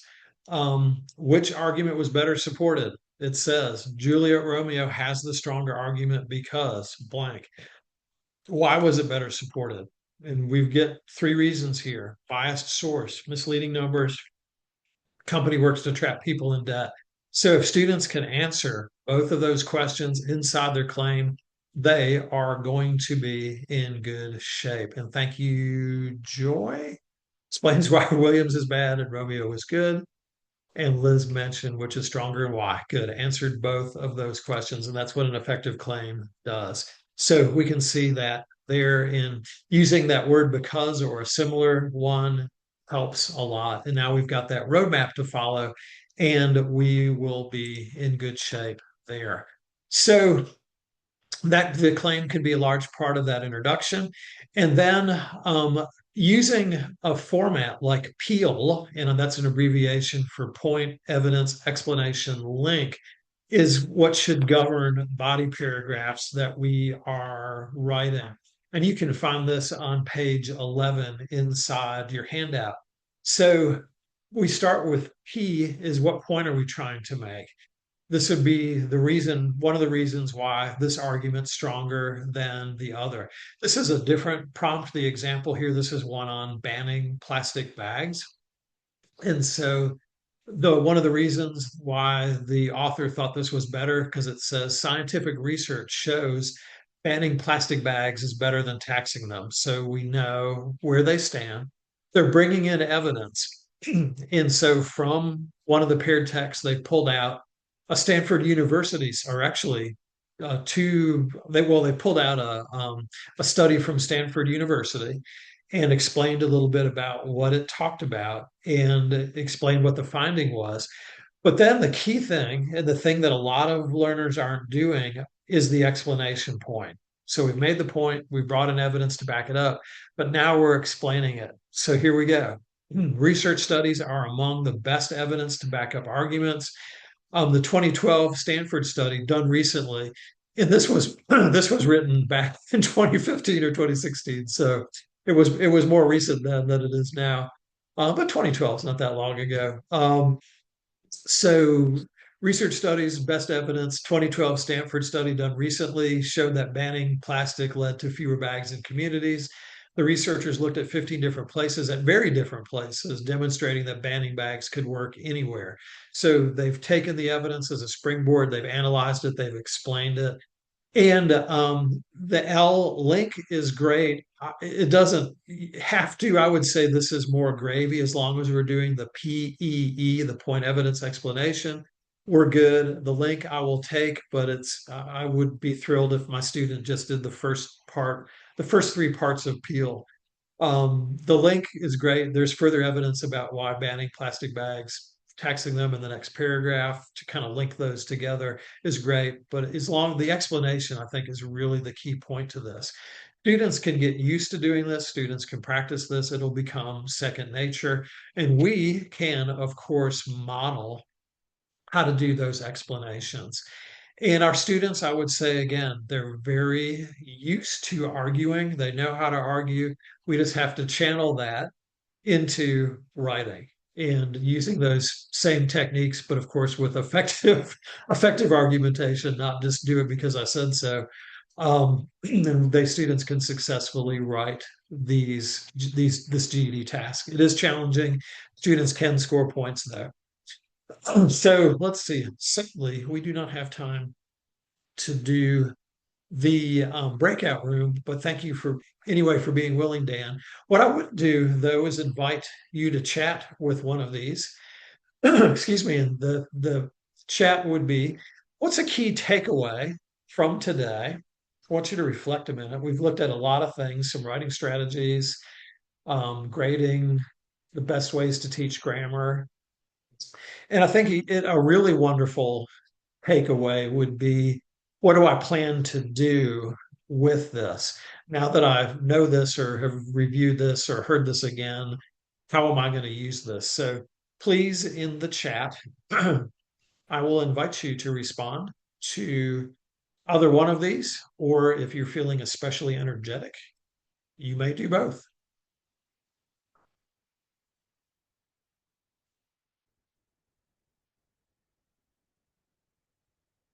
So kind of look back through, take a minute and reflect. Excuse me, and especially think about, what's my plan? What am I going to do with this? Maybe you have a class going this summer. Maybe you won't be starting teaching again until August. Have some time to think and plan and relax.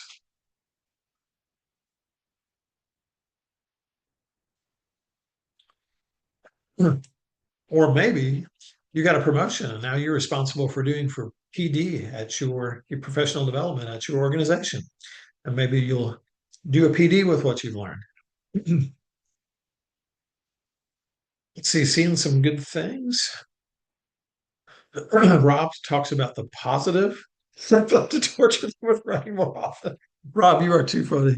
Too funny. I think what Rob was saying was he plans to give them more writing, which since Rob presents it so effectively, they'll take as an absolute joy and not a torture. All right, Maria, thank you. Thank you, Vanda. Good. Making writing less painful. Thank you, Jessica. All right, Maria. Well, good. Brenda, I'm thrilled that you are motivated to do more writing. Oh, thank you, Brenda. That was really some deep reflection there. I love that. And thank you for putting that out there. That was took some courage to do. Thank you. Thank you, Mary. Well, good, Ellen. I'm so glad you liked Kate's stuff. All right, Karen is going to share with tutors. Well, good. I'm glad we're seeing some colleague sharing. Don't keep it to yourself. That's good. Thank you, Kathy. Thank you, Elaine. Good stuff. Yeah, Joy, thank you. You're thinking about changing the way you do some things in class. Good. Thank you, Nan and Liz. Thank you, Samantha. Thank you, Susan. Yeah, Kim's like adopting the positive approach. Thank you, Tara, about the scaffolding. Google reviews with comments. Well, good. I'm glad, Rebecca, that you're already doing some short writes and more frequent instruction around the extended essay. Good. Good. Good, good, good, good, good. Thank you all for those good comments there. There are a couple of other things that you'll find inside your packet. A graphic organizer. I do love graphic organizers, which is modeled on the writing frame that we looked at earlier with point evidence explanation link. So this is something that we can use. I know graphic organizers are great for taking information and making it a little bit more visual. So that is something you might find useful. The frame that we looked at earlier, we do see it here on page 14 and 15, the frame for an introductory paragraph, and then the frame for Peel. The point evidence explanation link is there as well that you're free to use. And on page 16, you will find um, a selection. I think this is the largest selection of GED prompts in captivity. Starting out with writing for the GED test book 4, which I have to give a shout out to. In the interest of full disclosure, I am the author of writing for the GED test book 4. It has prompts in it. I think there's 15 or maybe more. There may be 18. I think the original version had 15 and the redo had 18. So there's a ton. If you're looking for a lot of practice prompts, that book's got them because it is basically all prompts. And that is another wonderful New Readers Press publication. Um, and there's some also the clickable links that you'll see in your handout on page 16 has all the different prompts, RLA practice prompts that GED testing released over the years, including the difficult to find diamond mining, which was lost for a time and is now back. So they are all out there on clickable links for some practice. But if you want them all in one book, that writing for the GED test book 4 has a lot of them there. So it's now time to do. Oh, want to mention one other resource. And Dan, please put this in the chat. I know you did earlier, but the New Readers Press did do videos starring Alice, who wrote an extended response in a series of 7 short videos. I think I have seen these videos more than any person alive because I used those in the rewrite of writing for the GED test book 3. And so I watched each of these in a number of times. These are really good. If I had to point to one of the strongest resources out there for helping students with the extended response, I would point to these videos. And along with this test mastery book, you are in really good shape for the extended response. I just want to say thank you for I think really what makes these is the what makes these web shops work is the participation from everyone and getting ideas in the chat and people talking and discussing really made this happen. So thank you again for being such an active participant and want to thank Dan and New Readers for sponsoring this. And thank him also. New Readers is providing these books. So thank you, Dan. Yes, thank you, Steve, and especially I want to thank all of the participants today. You're the reason we're doing this, and so thank you for being here.